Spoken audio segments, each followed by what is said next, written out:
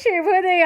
ಇವತ್ತಿನ ನುಡಿಮುತ್ತು ಏನಪ್ಪ ಅಂತಂದರೆ, ಯಾವಾಗ ನಮ್ಮ ಮನಸ್ಸಿನಲ್ಲಿ ನಾನು, ನನ್ನಿಂದ, ನನ್ನದೇ, ನಾನು ಇಲ್ಲದೆ ಏನೂ ನಡೆಯದು ಎಂಬ ಭಾವನೆ ನಿನ್ನಲ್ಲಿ ಬರುತ್ತೋ, ಈ ಕೂಡಲೇ ಅದನ್ನು ಬಿಟ್ಟುಬಿಡಬೇಕು.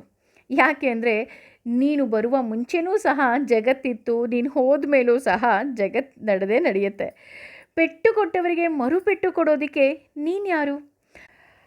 ಪಟ್ಟು ಹಿಡಿಯದೆ ದುಪ್ಪಟ್ಟು ಪೆಟ್ಟು ಕೊಡಲು ಮೇಲೊಬ್ಬ ಇದ್ದಾನೆ ಅನ್ನೋದನ್ನು ನಾವು ಮರ್ತೇ ಬಿಡ್ತೀವಿ.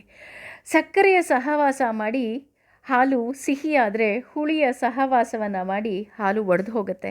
ಅದೇ ರೀತಿ ಬದುಕಿನಲ್ಲಿ ಒಳ್ಳೆಯವರ ಸಹವಾಸ ಮಾಡಿದರೆ ಜೀವನ ಸುಖವಾಗಿರುತ್ತೆ, ಕೆಟ್ಟವರ ಸಹವಾಸ ಮಾಡಿದರೆ ಜೀವನ ಒಡೆದು ಹೋಗುತ್ತೆ.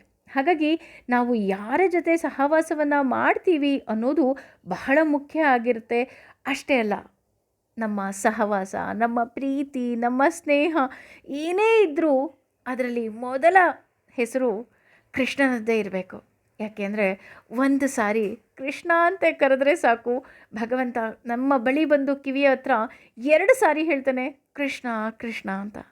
ಹೌದಾ, ನಾನು 2 ಸಲ ಹೇಳಬೇಕಾ ಅಂತ ಅಪ್ಪಿ ತಪ್ಪಿ ಏನಾದರೂ 2 ಸಾರಿ ಕೃಷ್ಣ ಅಂತ ಹೇಳಿಬಿಟ್ರೆ ಸಾಕು, ಭಗವಂತ ಬಂದು ನಮ್ಮ ಹೃದಯದಲ್ಲಿ ಕೂತ್ಕೊಂಡ್ಬಿಡ್ತಾನೆ. ಆತ ಮಾಡೋ ಮೊದಲ ಕೆಲಸ ಏನಪ್ಪ ಅಂದರೆ, ಆ ಮನಸ್ಸಿನಲ್ಲಿ ಯಾರಿಗೂ ಜಾಗ ಇರೋದಿಲ್ಲ, ಕೇವಲ ಭಗವಂತನಿಗೆ ಮಾತ್ರ ಜಾಗ ಆಗೋಗ್ಬಿಡತ್ತೆ. ಒಮ್ಮೆ ಯೋಚನೆ ಮಾಡಿ. ಯಾಕೆ ಅಂದರೆ, ಕೃಷ್ಣ ಅಂತ ಕರೆಯೋದಕ್ಕೂ 100 ಜನ್ಮದ ಪಾಪಗಳು ಕಳೆದಿರಬೇಕು ಅಂತ ಹೇಳ್ತಾರೆ. ಹಾಗಾಗಿ ಕೃಷ್ಣನ ನಾಮವನ್ನು ಸದಾ ನಾಮಸ್ಮರಣೆಯನ್ನು ಮಾಡೋಣ. ನಮ್ಮ ಎಲ್ಲ ಪಾಪಗಳು ಸಹ ತೊಳೆದು ಹೋಗಲಿ. ಏನಂತೀರಾ? Thank you.